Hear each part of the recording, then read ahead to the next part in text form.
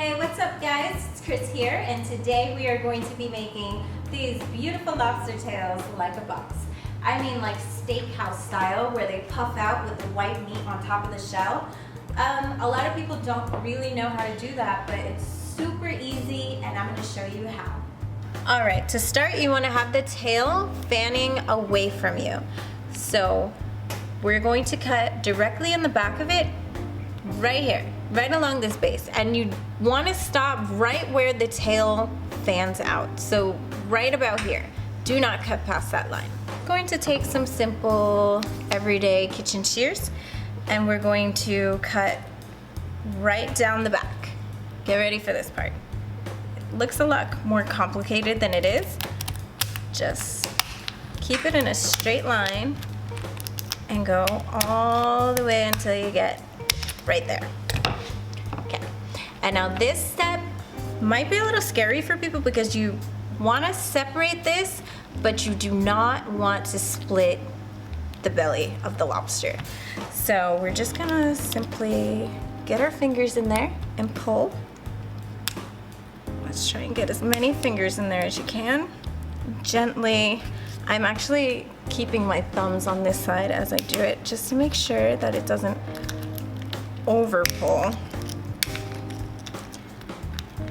And you can see the white meat is starting to expose. And next you just want to get your fingers right in there and separate the meat from the shell.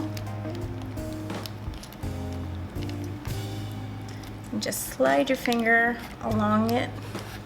Do the same to the next side. Just get it right on in. Alright, all the way to the back little area.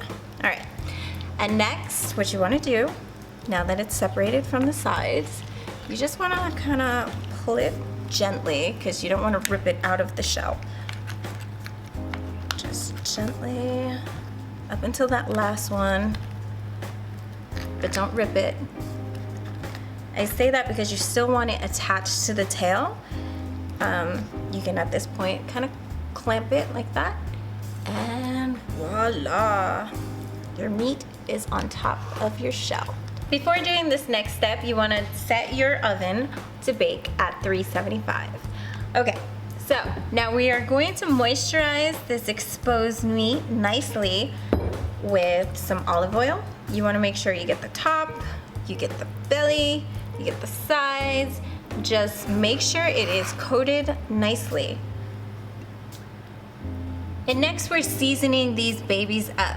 Right now I'm adding just a dash of paprika because every lobster tail is supposed to have paprika. It's just the way of life. And next we're going to add Chris's flavor concoction.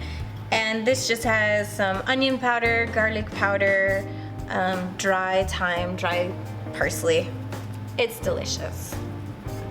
Next, you just want to put them in something that is oven safe. Look at these beauties. Now that the oven has hit 375, we're going to go ahead and pop them in. These are about 5 ounces and you want to have 1.5 minutes per ounce. So we're going to do 7.5 minutes right now. But again, depending on the size of your lobster, make sure you set your timer to the appropriate time. Meanwhile, while the lobster tails are in there for the next several minutes, what I'm gonna do is make a compound butter. So usually I would use fresh parsley, but unfortunately all I have is dry. It's okay, you can use either or, it's perfectly fine.